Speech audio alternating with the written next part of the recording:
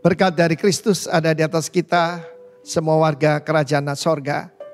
Saya menyampaikan yaitu pentingnya di rumah diajarkan, yaitu tentang budaya hormat.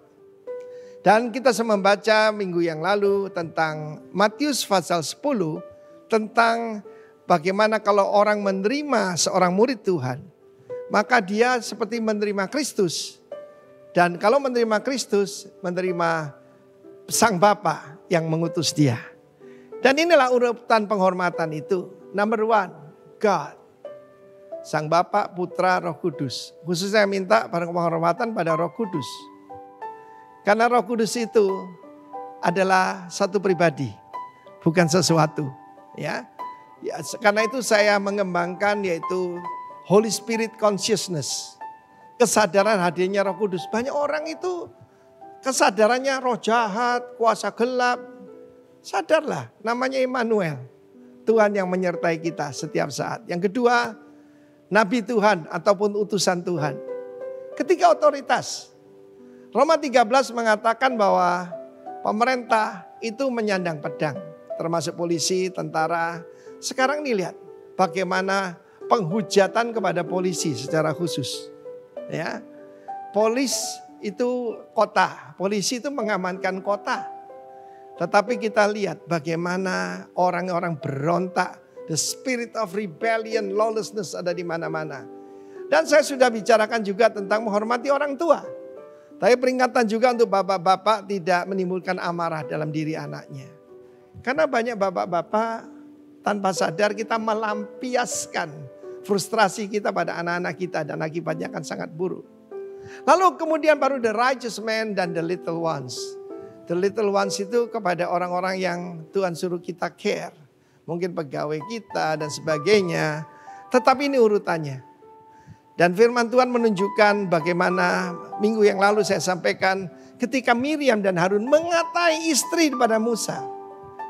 Tuhan sangat murka dan Musa taruh mukanya ke tanah dan mintakan ampun. Itulah doa syafaat, saudara. Dalam hidup saya sering yaitu dikerjain orang, dikata-katain. Saya tahu itu bukan urusan saya, sebab Tuhan mendengar.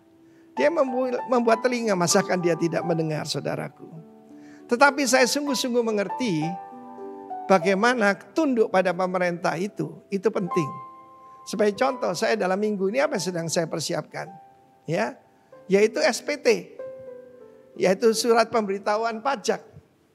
Dan kita sebagai hamba Tuhan menerima persembahannya. Saya laporkan sebagai termasuk pekerja sosial, saudara ya. Tapi kita mengajarkan tunduk pada pemerintah, tunduk pada peraturan. Itu semua buat kebaikan kita, bukan? Termasuk vaksinasi. Ada banyak orang yang mengajarkan, jangan pakai masker, jangan mau divaksin. Saudara, bagaimana kita berkata kita orang percaya? Tapi kita melawan kepada pemerintah, saudara. Secara khusus kita lihat bagaimana kalau kita menghargai hamba Tuhan, kita diterima prophet's reward. Saya belajar hal yang sederhana daripada Tuhan. Ketika saya bertobat, saya datang ketika itu saya dalam keadaan bangkrut, saudara ya. Saya dalam keadaan bangkrut, tetapi itulah yang membuat saya kembali pada Tuhan. Dan satu hari tugas saya belum jadi pengkhotbah, saudara ya. Saya jadi driver. Saya mengantarkan hamba-hamba Tuhan. Waktu itu ada 2 orang yang jadi tugas saya, yaitu Frans Daromes dan Ibu Sandra Sanger. Dan satu hari saya coba yaitu memberikan apa yang saya punya. Saya traktir Frans di sebuah restoran bubur di Surabaya, saudaraku, restoran biasa. Tapi apa yang terjadi? Di restoran yang sama, saya belum jadi pendeta. Saya ditraktir, saya tidak melebih-lebihkan lebih dari 30 kali. Mungkin 40 kali. Saya ditraktir orang di restoran yang sama itu. Terimalah seorang hamba Tuhan.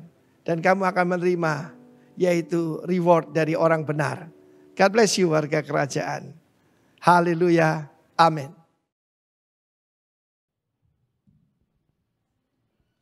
Shalom warga kerajaan.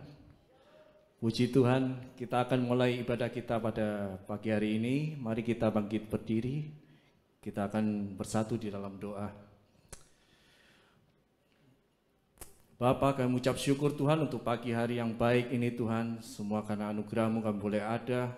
Semua karena kebaikan-Mu kami boleh ada saat ini Tuhan. Apa yang kami miliki, apa yang kami punyai Tuhan, semua berasal daripada-Mu.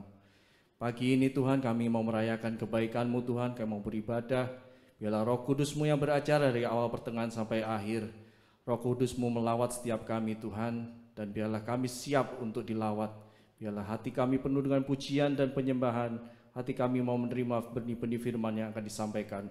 Berkati setiap kami Tuhan, dan kami percaya Tuhan, ibadah kami akan membawa berkat bagi kami dan bagi orang-orang di sekitar kami. Terima kasih Tuhan, kami siap memuji muliakan nama-Mu. Dalam nama Yesus, semua yang percaya berkata, amin. Terima kasih Yesus Tuhan.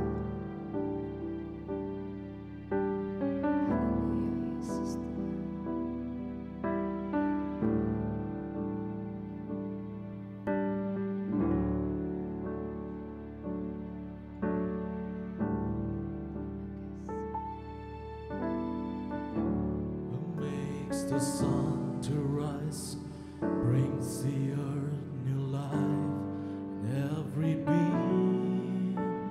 Jesus, it is you who turns the day to night and watches me as I begin to dream. Jesus, it is you brings me food for my table, who cares for all of my needs, who walks the road with me, has grown with me through all that I have been. Jesus, it is you. Jesus, it is you.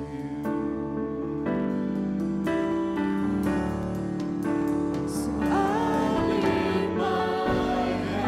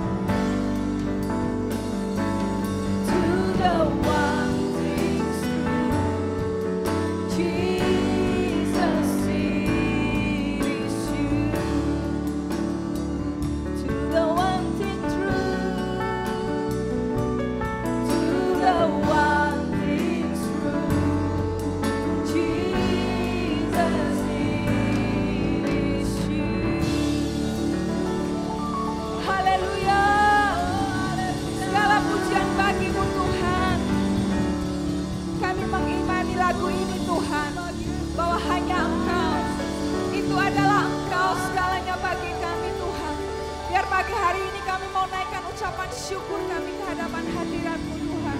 Kami membawa hati kami, sukacita kami penuh melimpah pagi hari ini.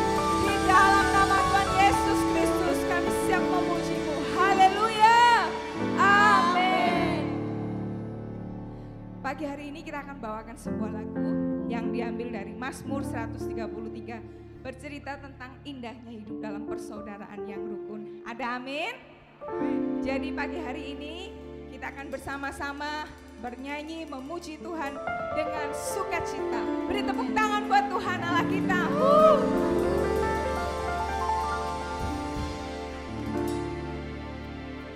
Siap menari bagi Tuhan semua pagi hari ini, amin? Amin. Kesana telah diperintahkan Tuhan agar berkat-berkat dicurahkan kehidupan untuk selamanya.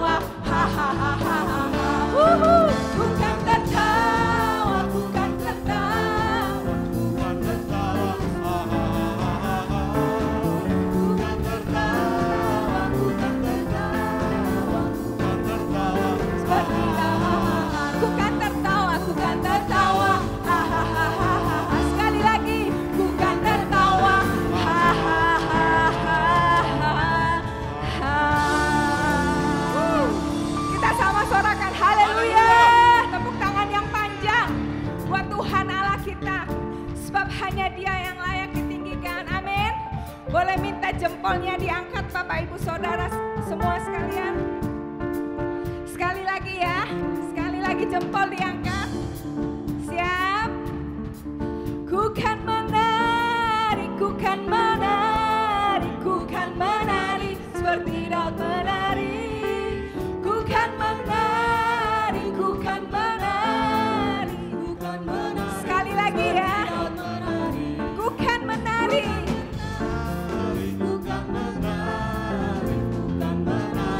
Seperti Daud menari, ku kan menari, ku kan menari, ku kan menari. Bersama katakan, ku kan menari, ku kan menari, seperti Daud menari, ku kan menari, ku kan menari, seperti Daud menari, ku kan menari. Seperti Daud menari, ku kan menari, seperti Daud menari.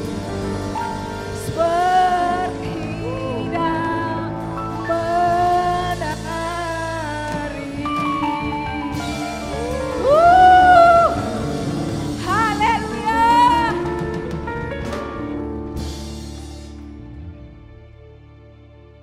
Jemaat dipersilakan untuk duduk kembali.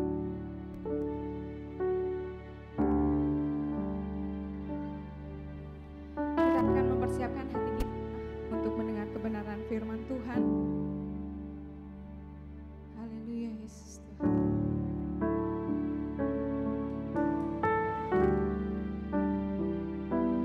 Haleluya Yesus Tuhan.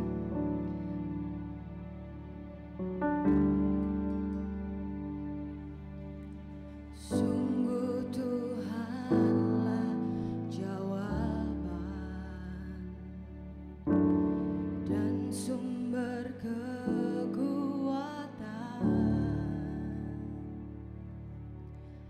di saat tak berdaya. Dia yang memegang tanganku.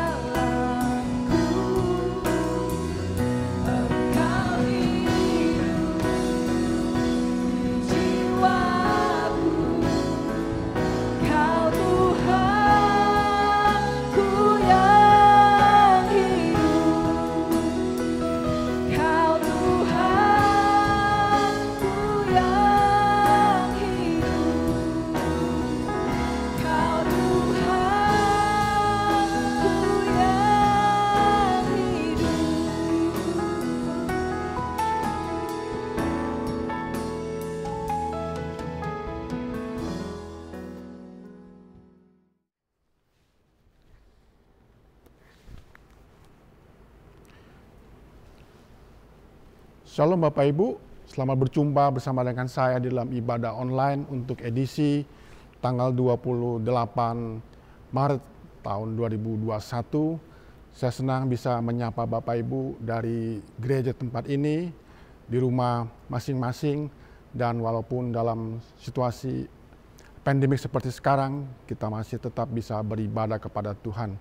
Bapak Ibu siap untuk menerima firman? Amin. Amin. Nah, sebelumnya mari kita berdoa terlebih dahulu.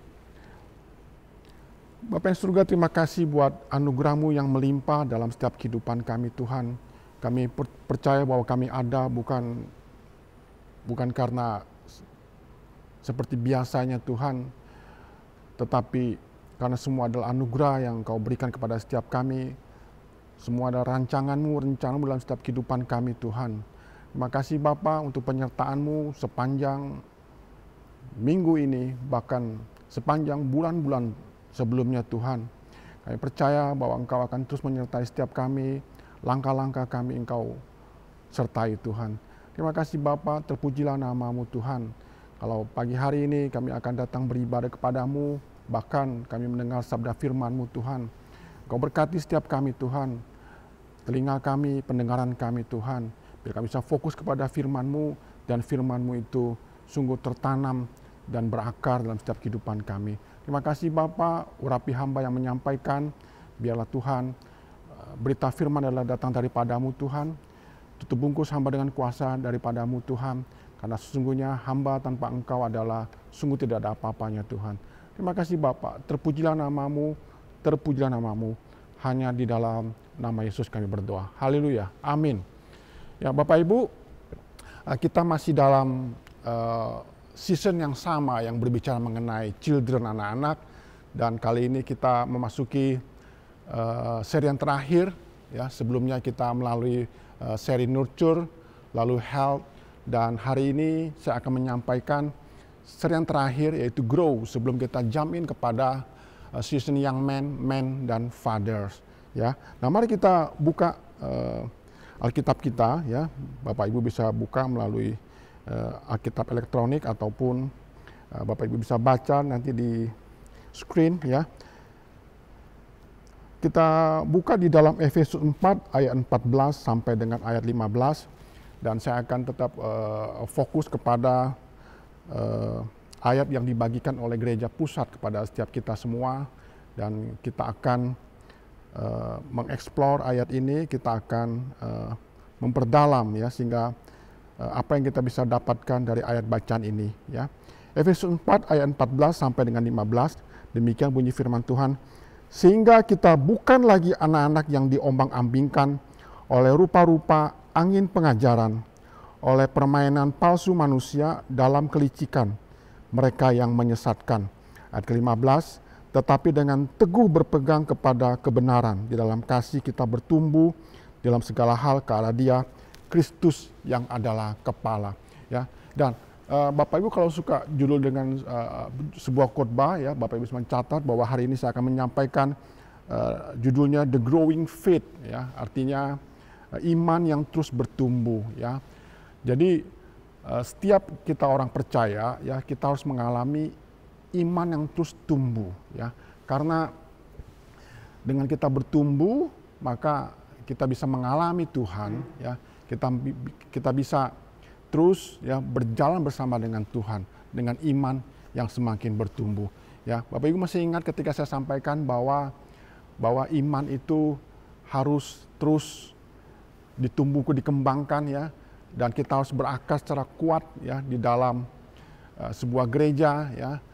Artinya buah yang baik adalah buah yang dihasilkan dari pohon yang berakar secara kuat, yang tertanam secara kuat, dan memiliki benih yang baik, ya, benih yang sangat istimewa, ya. Saya percaya dalam setiap kita sudah Tuhan sediakan bagi kita yaitu benih yang terbaik, ya, benih firman, ya, yang diberikan kepada setiap kita melalui Yesus Kristus, ya, dengan kematiannya, dengan kebangkitannya, dan juga berakar secara kuat, ya, sehingga kita menjadi pohon yang terus tumbuh, ya, dan menghasilkan buah pada musimnya.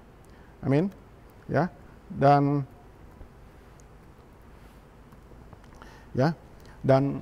tahukah Bapak Ibu, menjadi orang Kristen itu sebetulnya mudah ya Bapak Ibu, gampang ya.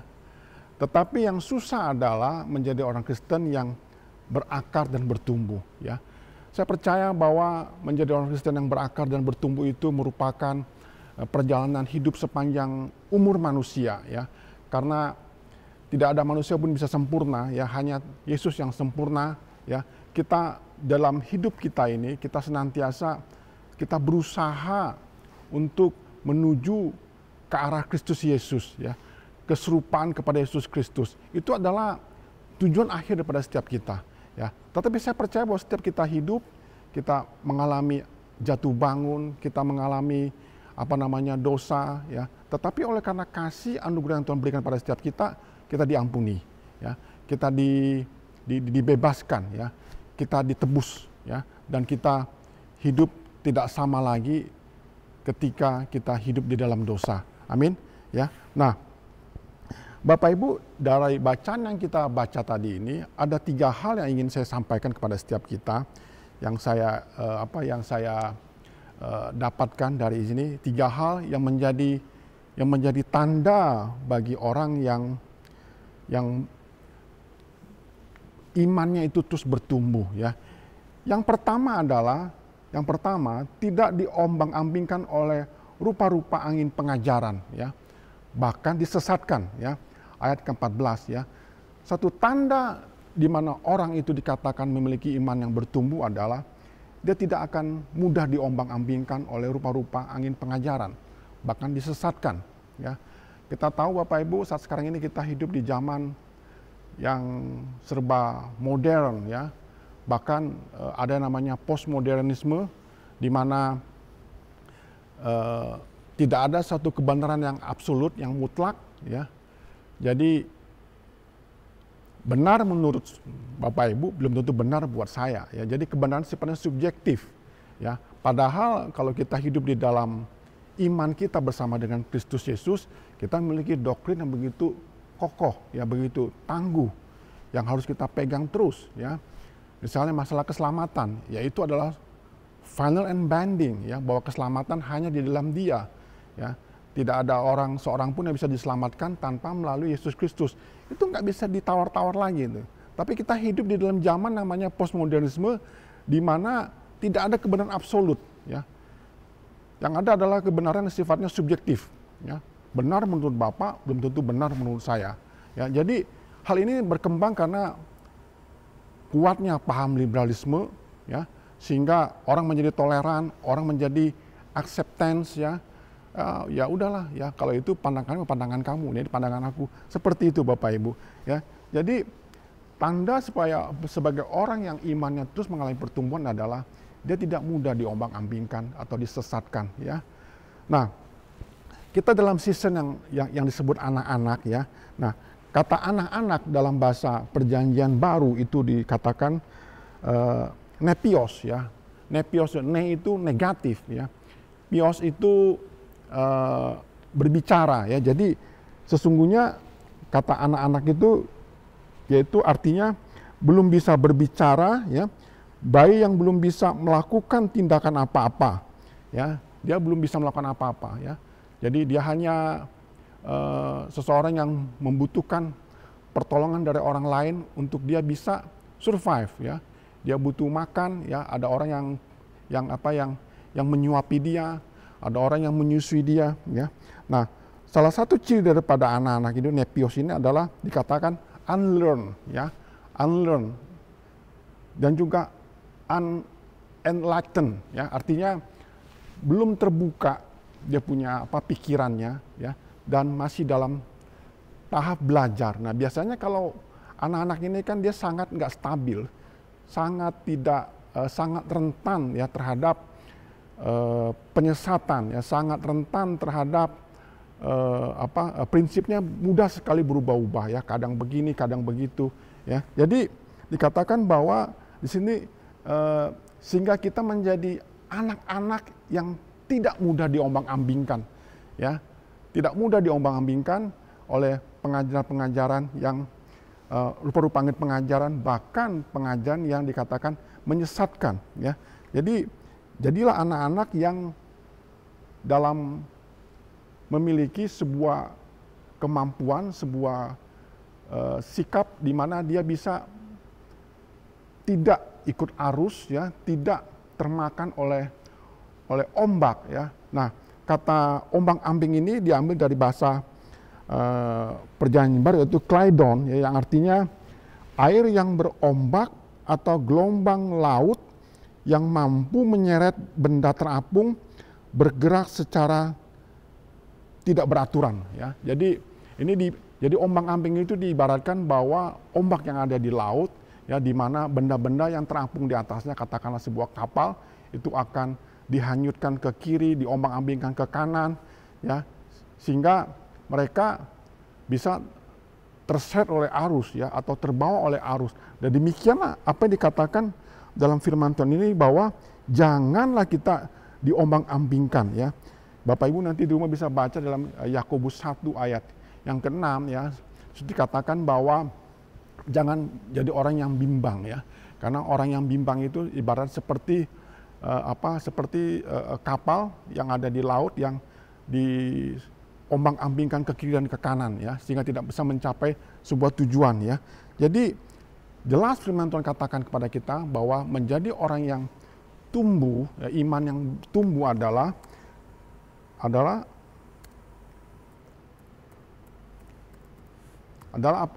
apabila kita tidak mudah diombang-ambingkan oleh berbagai macam pengajaran-pengajaran, ya, di dalam dunia sekarang ini, ya. Bapak Ibu, di dalam Titus 1 ayat 10 dikatakan bahwa Rasul Paulus sudah mengingatkan kepada setiap kita, bahkan dia mengalami apa yang namanya kegalauan, ya, dia melihat situasi yang ada pada masa-masa itu, ya. Ayat 10 katakan, karena sudah banyak orang hidup tidak tertib, terutama di antara mereka yang berpegang pada hukum sunat. Dengan omongan yang sia-sia mereka menyesatkan pikiran, ya. Konteksnya memang kita sudah tidak lagi hidup di dalam zaman di mana terjadi perdebatan mengenai sunat maupun tidak sunat, ya, Yahudi ataupun non-Yahudi, ya, hukum Taurat ataupun bukan hukum Taurat. Tetapi saya lihat bahwa di sini, ya, bahwa kita masih dalam hidup di dalam masa-masa di mana iman kita, artinya prinsip-prinsip kebenaran itu selalu dipertentangkan, ya. Tadi saya sudah singgung mengenai postmodernisme, ya. Dan dalam Kisah 20, ya, ayat 29 sampai dengan 30, ya. Kisah 20 ayat 29 sampai 30 berkata bahwa 29, aku tahu bahwa sesudah aku pergi, serigala-serigala yang ganas akan masuk ke tengah-tengah kamu dan tidak menyayangkan kawanan itu, ya.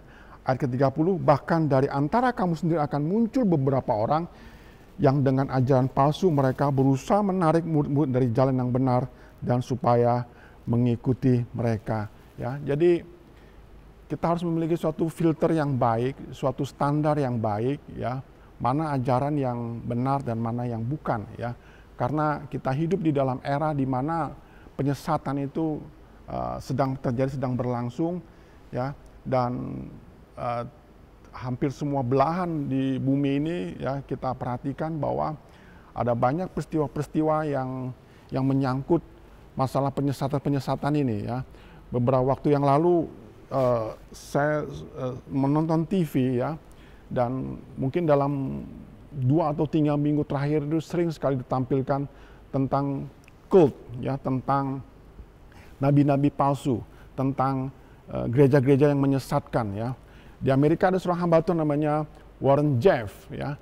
Warren Jeff ini saat sekarang ini dia ada di penjara, ya, di Amerika Serikat, dan dia mendapatkan hukuman seumur hidup ditambah 20 tahun, ya. Nah, Warren Jeff ini adalah seorang pendeta, Bapak Ibu, ya. Dia adalah presiden daripada Fundamentalist of Jesus Christ of Latter-day Saint Church, ya. Jadi sebuah gereja yang memang secara denominasi terdaftar di Amerika resmi, tapi gereja ini mengakui prinsip poligami. Jadi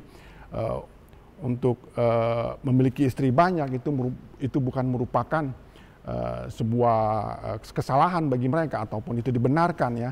Tapi yang terjadi adalah bahwa terjadi begitu banyak pemerkosaan, terjadi begitu banyak perkawinan-perkawinan di bawah umur ya. Jemaat dipaksa untuk menikah dengan seseorang anggota jemaat dan sebagainya, dan jemaat tersebut rata-rata istrinya itu lebih dari satu ya. Warren Jeff sendiri istrinya ada 87 orang ya, dengan anak ya, kalau satu orang 2 saja ya saya rasa sudah lebih dari 100. Itu Warren Jeff. Yang lain ada yang sampai 20, ada yang sampai 37 istrinya. Ya bukan anak loh, ya istri. Ya. Nah, karena terjadi kekerasan seksual, terjadi penyalahgunaan pernikahan yang ilegal, akhirnya dia dituntut dan dihukum selama seumur hidup, ya, ditambah dengan 20 tahun. Ya. Ada lagi gereja yang bernama Children of God, ya, Bapak Ibu tahu, David Burke, ya, itu sangat populer ya pada waktu itu, ya, juga mengajarkan yang tidak bisa kita tolerir, ya, kita tidak bisa terima ajaran tersebut, ya. Ada saya pernah nonton juga di TV yang sama, dan akhir-akhir TV ini sering memunculkan laporan seperti itu, ya. Saya nonton, ya. Misalnya ada gereja di mana dalam liturgi mereka menggunakan ular, ya. Anda bayangkan kalau ada penyanyi sini WL, ya, ada ularnya melingkar di situ, ya. Anda bisa bayangkan seperti itu, ya. Mereka menggunakan ular sebagai bagian daripada ritual gereja mereka, ya. Hati-hati, ya, Bapak Ibu, ya. Saya concern walaupun itu terjadi di Amerika, karena apa? Karena kegerakan gereja kita itu tidak bisa dilepaskan dari apa yang terjadi di Amerika, ya. Amerika masih tetap jadi kiblat bagi kegerakan gereja yang di Asia pada saat sekarang ini, ya. Jadi imbasnya bisa jadi terjadi di Indonesia juga, ya, hanya belum terekspos demikian, ya, karena di kita memang hal seperti ini masih tertutup, ya, tapi tidak memungkinkan bahwa praktek-praktek seperti ini juga dijalankan, ya. Jadi kita harus waspada, ya. Jadi yang pertama tadi dikatakan bahwa seseorang yang imannya mengalami pertumbuhan adalah dia tidak diombang-ambingkan oleh berbagai macam pengajaran-pengajaran dan juga penyesatan-penyesatan, ya. Dan kita masuk ke yang kedua, ya, tanda di mana orang dikatakan memiliki pertumbuhan di dalam rohani mereka, ya. Dikatakan bahwa dalam yang kedua yaitu berpegang teguh kepada kebenaran di dalam kasih, ya, ayat 15a, ya, ayat 15a di situ dikatakan dengan teguh berpegang kepada kebenaran di dalam kasih, ya. Kalau dalam terjemahan bahasa Inggrisnya di dalam New Living Translation itu jauh lebih jelas lagi, ya. Dikatakan instead we will speak the truth in love, growing in every way more and more like Christ who is the head of his body, the church, ya. Jadi berpegang teguh kepada kebenaran artinya kita berbicara kebenaran, ya. Kita berbicara kebenaran, kita mempraktekkan kebenaran, tetapi itu dibalut dalam kasih, ya. Paham Bapak Ibu, ini memang agak sedikit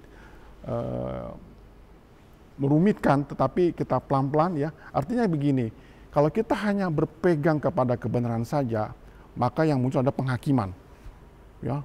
Kamu bohong, ya. Kamu pencuri, ya. Kamu apalagi bla bla bla bla, ya. Kan gitu kan semacam sebuah penghakiman.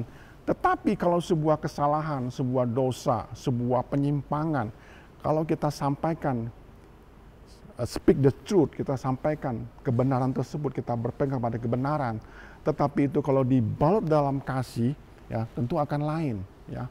Tentu akan lain, ya. Bapak Ibu, ya, kita ingat bagaimana kisah mengenai seorang yang berdosa, ya. Menurut hukum Musa, ya, orang tersebut harus dirajam dengan batu sampai mati, ya. Tetapi, ya, kita tahu akhir pada kisah itu, ya, satu persatu orang yang akan menghukum wanita tersebut pergi, ya. Dan pada akhirnya Yesus berkata kepada perempuan itu, ya, pergilah dan jangan berbuat dosa lagi. Jadi bahasa daripada Allah kita adalah bahasa kasih, bahasa pengampunan, ya. Kita berpegang kepada kebenaran, tetapi kebenaran itu dibalut dengan kasih, ya. Ada pepatah mengatakan demikian, truth without love can be harsh, but love without truth become flebai, ya. Artinya kebenaran tanpa kasih, ya, sangat keras, ya, harsh, ya. Tetapi kasih, ya, tanpa kebenaran menjadi lembek, ya. Jadi memang, ya, kita berpegang kepada kebenaran tetapi harus dibalut dengan kasih, ya. Karena bahasa kita adalah bahasa kasih, bahasa pengampunan, ya. Kita menyampaikan sesuatu, kita menasihati orang, ya. Kita menegur orang tentu dengan bahasa kasih, bahasa pengampunan, ya, seperti yang Tuhan Yesus kerjakan, lakukan, ya. Yang ketiga saya cepat saja, ya. Yang ketiga tadi, yang pertama tadi tidak mudah diombang-ambingkan di dalam berbagai macam angin pengajaran atau penyesatan. Yang kedua, berpegang teguh kepada kebenaran yang diimbangi, yang dibalut dengan kasih, ya, speak the truth in love, ya, atau dalam bahasa Inggris itu truthing in love, ya, kebenaran di dalam kasih, ya. Nah, yang ketiga, ya, orang yang bertumbuh itu tandanya yaitu tumbuhnya ke arah keserupaan dengan Kristus Yesus, ya. Dalam ayat 15b dikatakan bertumbuh di dalam segala hal ke arah Dia, Kristus yang adalah kepala.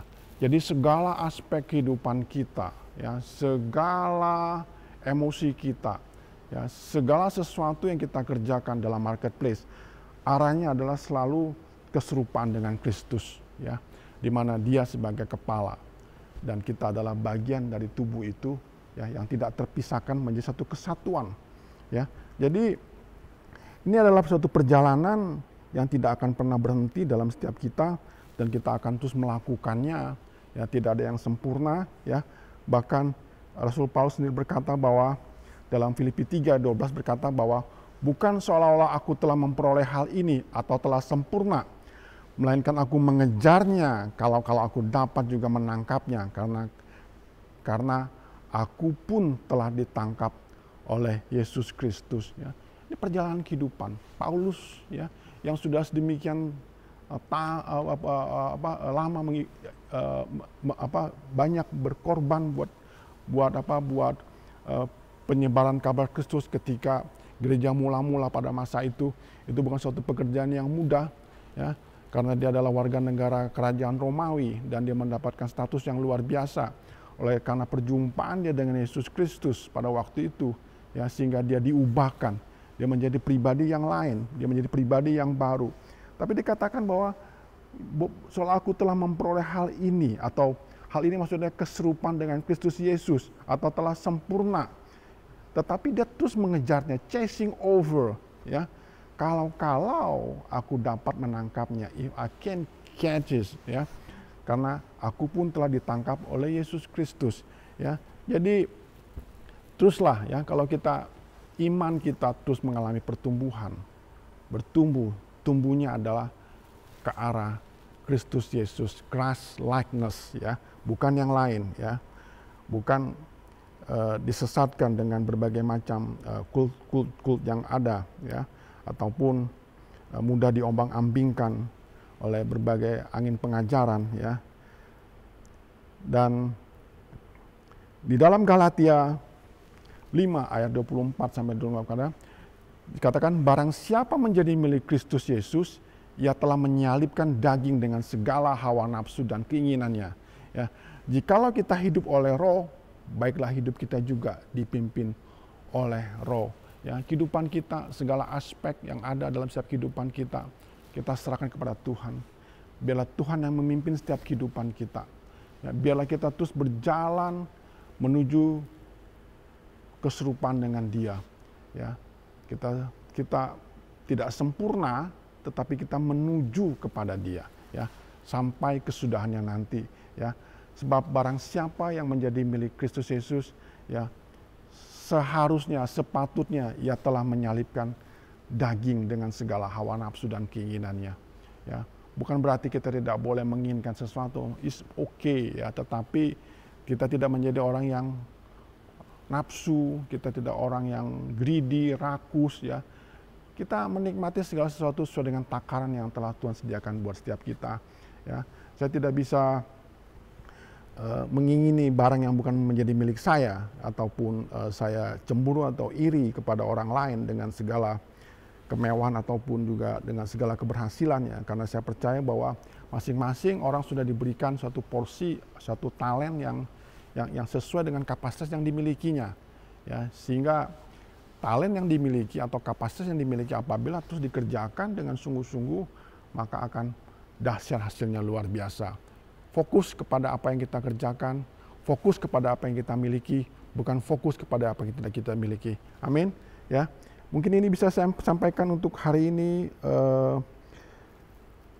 mengenai iman yang terus bertumbuh. Ya, kita dalam season yang khusus membicarakan tentang pertumbuhan. Ya, kita sudah mengeksplor, kita sudah menggali ayat-ayat ini. Ya. Yang 3 hal yang sebagai penanda bagi orang yang terus mengalami iman yang bertumbuh. Yang pertama adalah tidak mudah diombang-ambingkan. Yang kedua adalah berpegang teguh kepada kebenaran, prinsip kebenaran, tetapi dibalut dengan kasih. Yang ketiga adalah, tadi apa? Yang ketiga adalah tumbuh ke arah keserupaan dengan Kristus. Ya, jadi tumbuhnya itu Christ likeness ya, bukan kepada hal yang lain ya. Ini tidak mencakup semua aspek yang ada untuk orang yang bertumbuh, karena banyak hal juga yang aspek lain ya, seperti doa ya, penyembahan, itu adalah aspek-aspek yang mendukung menjadi orang yang bertumbuh ya. Tapi paling enggak dari ayat yang kita baca tadi kita bisa ambil 3 hal ini. Poin penting sebagai penanda bagi orang yang bertumbuh, yang kiranya bahwa ini bisa kita aplikasikan, kita bisa lakukan dalam hidup sehari-hari, dan kita bisa mengerti apa yang sudah Tuhan rencanakan bagi setiap kita. Amin. Tuhan Yesus memberkati. Mari kita berdoa. Bapa, terima kasih untuk firman-Mu. Biarlah Tuhan firman yang ditaburkan itu tidak kembali dengan sia-sia. Kami mau melakukannya dalam setiap kehidupan kami. Kami percaya bahwa firman-Mu adalah terang bagi jalan kami dan pelita bagi kaki kami. Biarlah Tuhan firman ini terus kami perkatakan, kami perdengarkan, dan kami ingin serupa dengan Engkau Tuhan, bertumbuh ke arah Engkau. Kami tidak mudah diombang-ambingkan oleh berbagai macam pengajaran, dan juga kami terus berbicara tentang kebenaran di dalam kasih, seperti Engkau yang kerjakan selama Engkau ada di muka bumi ini, karena kasihlah yang Engkau berikan pada setiap kami, pengampunan yang Engkau berikan pada setiap kami, sehingga kami bisa ada sampai hari ini.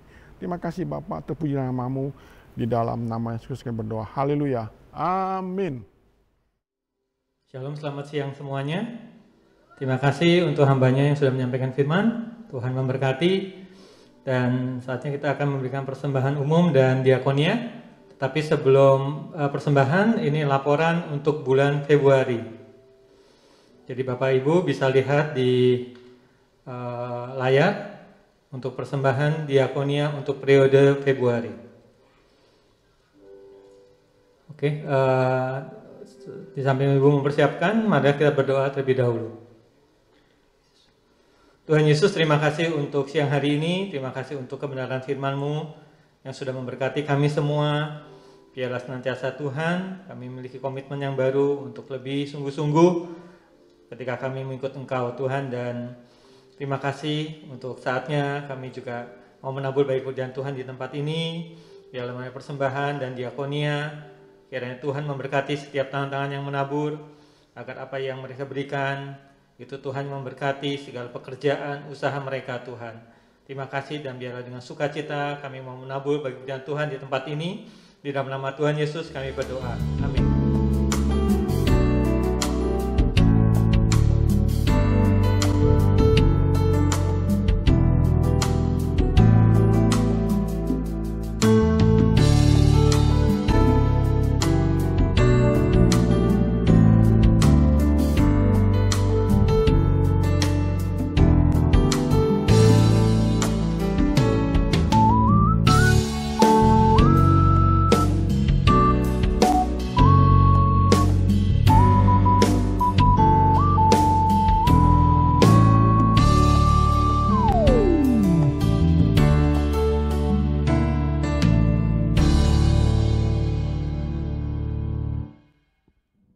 Saya undang kita semua bangkit berdiri.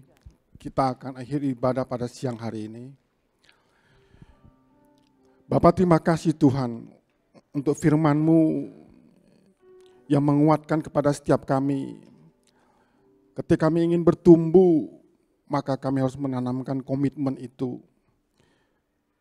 Komitmen bersama dengan Engkau Tuhan, sehingga kami bertumbuh, menghasilkan buah, dan buah itu bisa dinikmati oleh banyak orang. Kau berkati Pastor Antoni yang sudah menjadi alat berkat-Mu Tuhan, untuk menyampaikan isi hati-Mu Tuhan. Kau berkati usahanya, rumah tangganya Tuhan, pelayanannya Tuhan. Visi-visi baru Tuhan curahkan, untuk memberkati para generasi tempat ini Tuhan. Generasi yang militan bersama dengan Engkau, generasi yang memiliki komitmen yang luar biasa. Terima kasih Bapa, bahkan kami mengangkat kedua tangan kami menyerahkan hidup kami dalam tangan kuat kuasa-Mu, tanah kami berserah kepada Engkau Tuhan. Tuhan memberkati-Mu serta melindungi-Mu, Tuhan menyinaui dengan wajah-Nya dan memberi Kau kasih karunia. Dan pada hari ini Tuhan hajabkan wajah-Nya kepadamu dan memberi Kau damai sejahtera. Pulanglah, terimalah berkat ini dalam nama Bapa, Putra dan Roh Kudus dan Yesus Kristus. Mari yang percaya bersama saya katakan amin. Selamat hari Minggu. Tuhan Yesus memberkati. Ku kan menari seperti Daud menari. Ku kan menari, ku kan menari. Ku kan menari seperti Daud menari. Kali ini kita sama-sama tertawa. Amin. Seperti Daud menari. Bila roh Allah ada di dalamku, ku kan tertawa.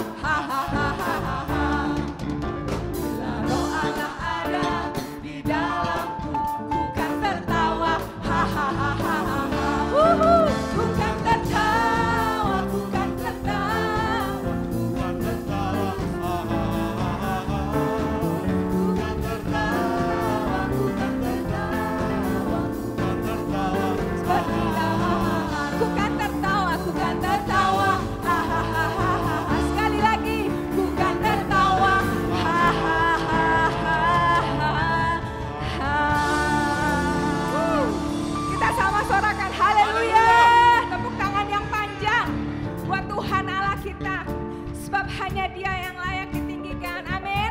Boleh minta jempolnya diangkat Bapak Ibu Saudara semua sekalian.